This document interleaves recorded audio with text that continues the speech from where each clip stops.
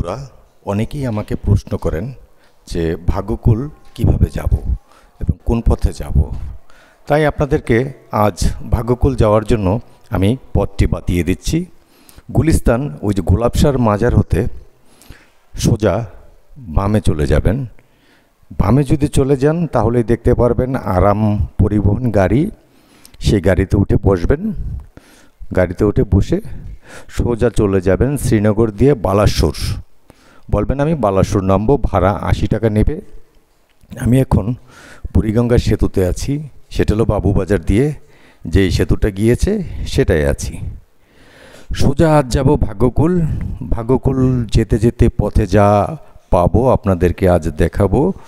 আমি টোল প্লাজায় এসে পড়ছি অলরেডি। টোল প্লাজা থেকে সুন্দর সুন্দর দৃশ্যগুলো দেখতে দেখতে আমার মনটা জুড়িয়ে গেল। আসলে আকাশটাও মেঘ করেছিল। ট্রলারে উঠলাম। ট্রলারে উঠে কিছুক্ষণ পরেই আমরা চরে নেমে যাব। আজ চর থেকে ফেরার পথেও অনেক গল্প দেখেছি এবং শুনেছি, সেটিও আপনাদেরকে দেখাবো। আজ চরে যাচ্ছি মূলত ওখানে কিছু কথা বলার জন্য। রুহুল ভাই আছেন। এই নাম যাওয়ার পরেই অলরেডি বৃষ্টি নেমে গেল, তাই এই কিছুক্ষণ একটু বিশ্রাম নিয়ে নিলাম এই বৃষ্টির ভিতরেই। আর ওখানে নেমে রুহুল ভাইয়ের যে খামারটা আছে, খামারের পাশেই বাচ্চাগুলো খেলা করছে আর আমাদেরকে দেখতে এগিয়ে আসছে। তা আমরা চরে বৃষ্টি শেষে বের হলাম। ওই যে দেখেন পানি জমে রয়েছে, সেটা বৃষ্টির পানিগুলো। আমরা বের হওয়ার পরেই যে রুহুল ভাইয়ের খামারটা দেখলাম, খামারের একটু কিনারায় এসেছি। সেখানে এই গরুগুলো রেখে দিয়েছে, এখানে খেয়ার রেখে দিয়েছে। এটা বর্ষাকালে খাওয়ানোর জন্য। বর্ষাকালে ঘাসের একটু অভাব হয়, আর আপনি যদি ঘাস রোপণ করেন তাহলে রুহুল ভাই যাবেন। এই অনেকে আমাকে ফোন করে যে চরের ভিতরে মসজিদ আছে কিনা, যদি না থাকে তাহলে আমরা মসজিদ করে দিতে চাই। এখন সেই তাদেরকে আমি কি জবাব দিব, কি বলতে চাই? আসলে আমাদের এখানে 3টা গ্রাম। জি, 3টা গ্রামই 3টা মসজিদ আছে। জি, হ্যাঁ, এই গ্রামটার মধ্যে এই যে মসজিদ, হ্যাঁ মসজিদ এই যে দেখতে পারতেছি, খুব সুন্দর মসজিদ, টিন দিয়ে করা। হ্যাঁ, এখন হুজুরের ঘর নেই। হ্যাঁ, প্রায় 27,000 টাকা গেছে, 10,000 টাকা গেছে। হ্যাঁ, আমি মোটামুটি অর্ধেকই শেয়ার করছি এটার ভিতরে। আচ্ছা, করে দিছি। এটা করতে শালম সারে। জি, এটা করে দিছে ওনারই অবদান। আচ্ছা আচ্ছা। আপনারা যদি যেহেতু 3 গ্রামে 3টা মসজিদ আছে, জি, এবং মসজিদ কিন্তু চলে সমাজ ভিত্তিক। সমাজ ভিত্তিক। হ্যাঁ, 3টা সমাজ আছে, 3টা মসজিদ আছে। আপনারা পারলে আমাদের ডেভেলপমেন্ট করে দেন। হ্যাঁ, আমাদের 3টা মসজিদ দিয়ে পারলে আপনারা উপকার করে দেন। মানে আপনি স্থাপনা আগে তৈরি হয়েছে, এখন এটা যদি উন্নতি করতে হয় আর উন্নয়ন করতে হয়, আপনারা উন্নয়ন করতে পারেন, এটা হলো আপনাদের চাওয়া।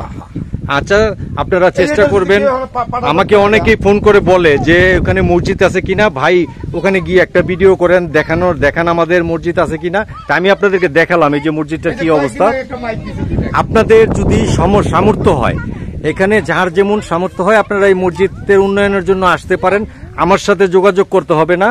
এখানে আসেন, চরে এসে রুহুল ভাইয়ের সাথে জিজ্ঞেস করেন, কথা বলেন, কথা বলে আল্লাহর ঘর উন্নয়ন করবেন। সেটা আপনাদের।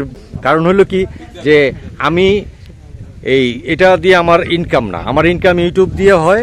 অনেকে ভাবতে পারেন যে আমি এখানে অনেক কিছু কমেন্টে বলতে পারেন আমি আপনাদের কাছে এই সহযোগিতা চাচ্ছি, নিশ্চয়ই আমার কোনো লাভ আছে। আমার কোনো লাভ নেই। তার জন্য আমি বলে গেলাম যে রুহুল ভাইয়ের সাথে সরাসরি যোগাযোগ করেন। এই ঘাটে আসলে, আপনার ভাগ্যকুল ঘাটে আসলে রুহুল ভাইয়ের কথা জিজ্ঞেস করলে অনেকেই আপনাকে দেখাই দিবে। এবং আসেন, আইসা মসজিদটা পরিদর্শন করুন, তাহলে সবকিছু বুঝতে পারবেন, তাই না ভাই? ঠিক আছে, অবশ্যই আমিও করব। আর ওখানে আশেপাশে দৃশ্যগুলো অনেক সুন্দর। একটা বাড়িতে কমলা ধরেছে, উনি কমলা গাছটা চারা থেকে বুনেছিল। কেমন ধরেছে কমলা আজ দেখাবো আপনাদেরকে।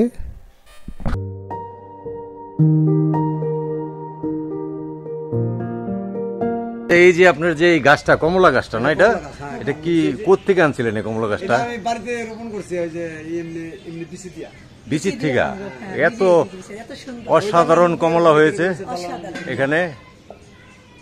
এটা বয়স কত গাছটার? বয়স 5 বছর। 5 বছর। বিচির থেকে অলরেডি বিচির থেকে এটা হয়। এটা এর আগে ফল হয়েছিল? হ্যাঁ, এই যে ফল হয়েছে। না, এর আগে হয়েছিল নাকি? এর আগে হয়েছে ফল 3 বছর। 3 বছর ধরে 3 বছর ধরে ফল হইতেছে। 3 বছর ধরে ফল হচ্ছে। কত বড় হয় কমলা? এই যে সাইজ বেশি না, চায়না, এটা চায়না কমলা বলা হয়। ওই চায়না কমলাটাই বুনছিলেন? এই যে এটা এই সাইজেরই হয়। হ্যাঁ, দেখি একটু কমলাটা, মানে এতটুকুই হবে, মিষ্টি হয়? হ্যাঁ মিষ্টি হয়, এখন তো পাকে নাই তো, এখন তো পাকতে হয়। এখনো পাকে নাই নাকি? তার মানে মিষ্টি হয় নাকি? জি মিষ্টি হয়। আচ্ছা যাক, এর 5 বছর বয়স, দেখুন কি সুন্দর অসাধারণ কমলা ধরেছে। হ্যাঁ এই যে সুন্দর, এই যে ডালার মধ্যে দেখেন, এই যে সম্পূর্ণ হ্যাঁ, ডালার মধ্যে এই যে কমলা দেখা যায়, খুব সুন্দর।